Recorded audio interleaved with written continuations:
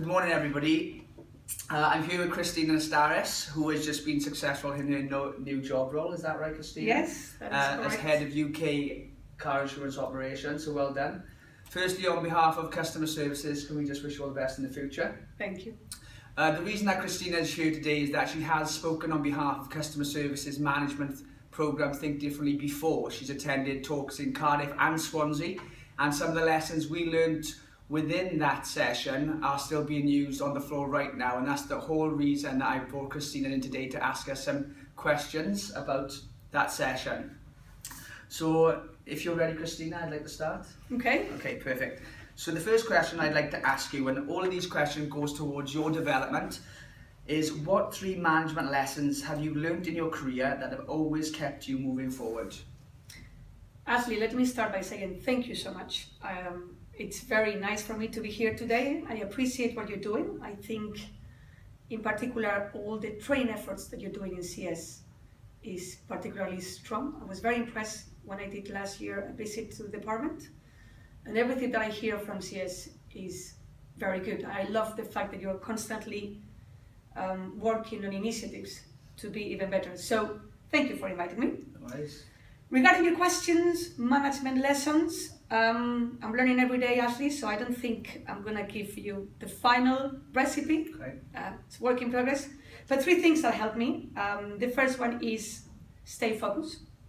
There is so much detail, there is so much complexity in what we do that we can lose perspective. So I always walk around with a chart with my priorities, and I always have 2 or 3 things that I'm trying to achieve. I think anything beyond that, it's quite complex. So be focused. Once you know what you want to achieve, communicate, communicate, communicate. Be repetitive, be honest, be clear. Make sure that everybody in your team really knows what you're trying to achieve. So if you're focused and you have a clear target, if you tell the team what you want them to achieve, then leave them in peace. Let them decide, let them do. Don't make any decision for your team that they can do themselves. Don't try to come up with how they need to do things. Tell them where they need to go and leave them alone. You're there if they need you. You're there if they ask for help, but if not, just let them do their job. So focus on your targets, communicate them, and leave them to achieve them. Okay. The second question is, what can managers who are running their teams within the contact centre or even on the floor within Admiral do to continuously move forward and grow within this business? I think we're an incredible business when it comes to giving people opportunities. I've seen more than in other companies I've worked for, how people are encouraged and how people from very different parts of the business can move into different directions. For example, 2 people. One that came from sales is now the head of ancillaries, and I work with Sabine Williams very well. Helen Kinch, who is running the operations in telematics, comes from renewals. There are people in CS working in the writing. We see it every day. So there are many opportunities. Now, if there are people who are thinking, could it be me? I'll tell them a few things. First, tell your boss. Tell your boss. Tell anybody and everybody who is interested in you. Tell them that you would like to move forward. Maybe you need to say, I'm not in a hurry, I'm very happy where I am, which hopefully you are, but tell them that you're interested. So that's number 1. Number 2, I say, always say yes. That is one of a personal policy. Whenever my boss needs something from me, always say yes. They can count on me, whatever it is, I'll do it.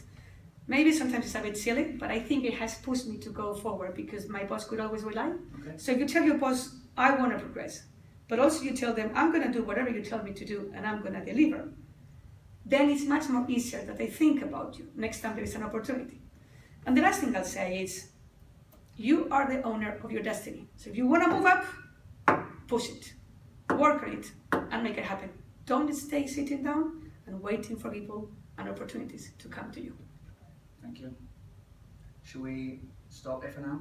No, we should go for Keep going, 5 yeah? minutes. Okay, without them, all right. The next question is, if you were starting again Yes. as a manager on the call centre floor, how would you approach the first few weeks, and what would you be focusing on within the team to get the best from them? So I am not a manager in the sales floor, but believe me, I am a new manager again. Every time you get a new role, you gotta think, how are you gonna do this? So what I am doing now, the first thing is meet with your team. Meet with the people that are gonna work with you. Meet with the people that are gonna end up doing all the work. Yeah, you will do everything you can, but they are the ones who are gonna understand what you want to achieve and deliver. So meet with each one of them. Meet them for coffee, for lunch, in a formal meeting, whatever works for you, and really understand them and what they want. I think the only way that you can make people work for you happily is if you also understand what do they really want at the end. Do they want to move in a different department? Do they want to get a promotion? Are they struggling with their family? It is very important, yeah, that you understand what your people need. So meet with each member of your team. That's number one. Number two, meet with their managers and meet with the managers of the whole department if you can, and try to listen to previous talks, try to look at presentations, figure out what is that you should be focusing on. And then again, focus on a few things, clear targets, communicate them to your team, and let them achieve them. Seems very simple, isn't it? Yes, but it is simple at the end of the day. Absolutely. Okay, so the next question is, what seems to never change in management that we need to deal with and overcome quickly? I think we all need to realize that there are good days and bad days.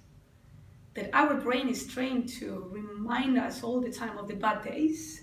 But we're never gonna get it all right. We're never gonna please everybody, and we're not gonna achieve everything we want to. So if you are calm with that, when the bad days comes, you realize that most of the days are good and they will get over. I think that's why we'll continue moving forward. Good days, bad days, but overall, we're achieving good things. Good, very good. Okay, the next question is, what books have you read that have given you good lessons in management and in life that our managers could read and learn from?